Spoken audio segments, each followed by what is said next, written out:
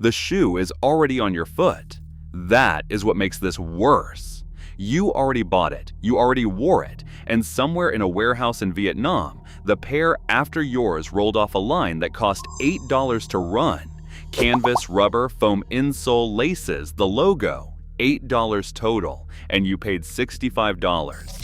Every number in this video comes from a financial filing, a published earnings report, or a shoe that was physically cut open by an independent reviewer.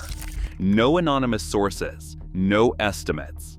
The records exist, and these brands have been counting on you never reading them. 10 brands ranked from overpriced to genuinely obscene. Number 10.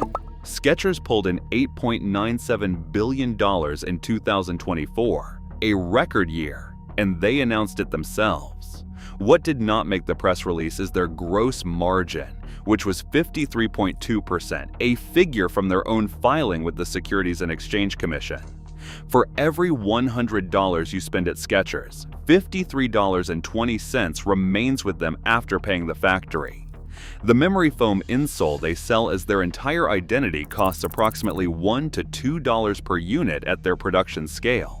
The shoe costs $14 to $18 to build. Everything above that is television commercials, celebrity deals, and a logo on mesh that has no engineering reason to cost what it costs. $9 billion in revenue for that model, and that number is in a government document anyone can pull up. Steve Madden spends $47 million a year on influencer deals. Their product research and development budget runs at under $3 million annually, and you feel that gap because the outsoles, built from the cheapest rubber available, degrade within 4 to 6 months of regular use.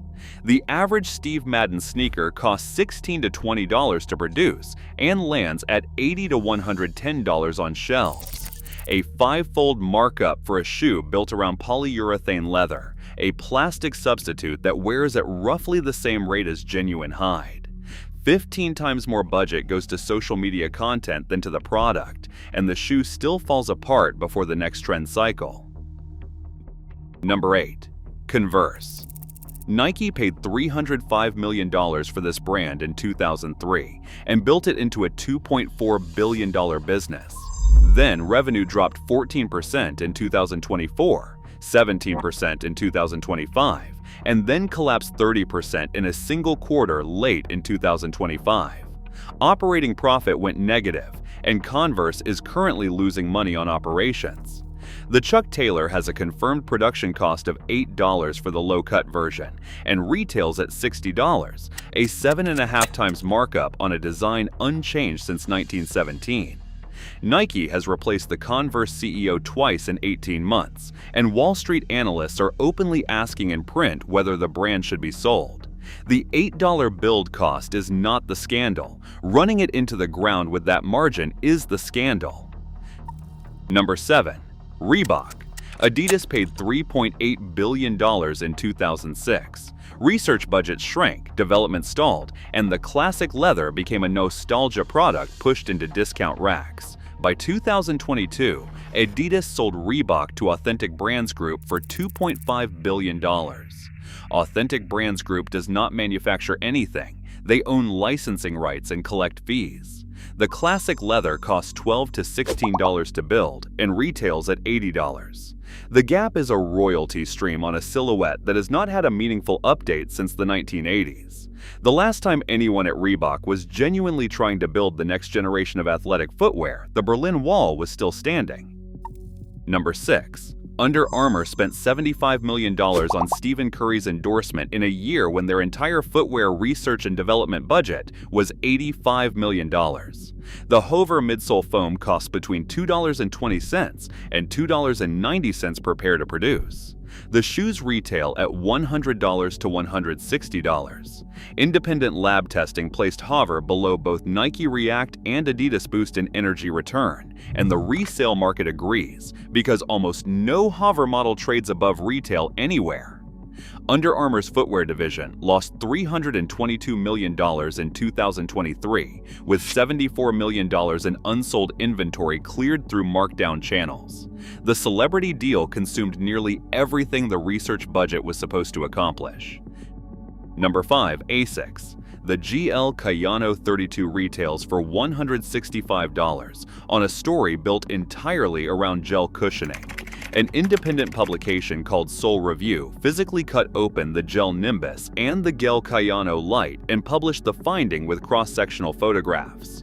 Nearly 100% of the cushioning in both shoes comes from the foam midsole, and the gel pads play almost no meaningful role. The rear foot zone that absorbs your heel strike on every step contains no effective gel at all.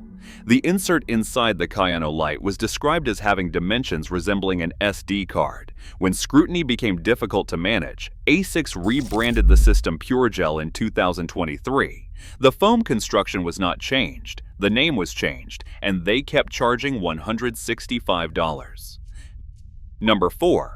Puma Nitro retails between $85 and $120 on a high rebound TPU story. The bill of materials runs $18 to $22 per pair. Comparative lab testing placed Nitro below Adidas Boost and Nike React in energy return, and above them in weight. The resale market confirmed it. No Nitro release has ever traded above retail on StockX, with most models dropping to $50 or $60 within months of launch. The only thing Puma's secondary market data shows is silence. Number 3. The Yeezy 350 V2. Boost midsole foam costs approximately $4 per pair. The Prime Knit upper adds another $4. The total bill of materials is between $30 and $35. Retail prices run from $220 to $240, 7 times the build cost, kept alive by artificial scarcity that Adidas manufactured deliberately. When Adidas cut the Yeezy relationship in October 2022, they were holding $540 million in unsold inventory. That number tells you everything about what actual demand was once the marketing engine went quiet. Number 2. Balenciaga. The Triple S carries a build cost between $45 and $55 and retails at up to $995. The Speed Trainer runs approximately $18 in materials and commands $795 at retail. Labor at their Portuguese and Italian facilities runs approximately $5 per pair. A 2022 campaign controversy triggered a 13% sales drop in one quarter, and the brand recovered within 3 months because the buyer base had built enough identity around the product that controversy registered as a feature of luxury rather than a reason to reconsider. What you are buying at $995 costs less to produce than a restaurant meal. And the one that funds all of this? Nike. Revenue of $46.3 billion in fiscal 2025, down from $51.4 billion the year before, 2 consecutive years of decline for the largest athletic footwear company on earth. Demand creation expense, endorsements, and advertising came in at $4.3 billion in fiscal 2024, a number from their own filing with the Securities and Exchange Commission. $4.3 billion in 1 year to convince you a shoe is worth $150. The shoe costs $16 to $22 to build, and the foam touching your foot is $3 to $5 of that. You are paying roughly twice as much for the marketing that found you as for the material absorbing your weight on every step. Nike cut over 2,000 jobs since 2024. Converse, which they own, is losing money. The marketing spend is still $4.3 billion. What you are paying for has not changed. What they are getting out of it has, and that gap is exactly where you have been standing every time you walk through the door. Buy direct from the brand's own website, Nike.com, Adidas.com, NewBalance.com. Same retail price, no retailer taking their cut, and membership is free. If you are near a Nike clearance store, that is genuine excess inventory at real discounts on real product.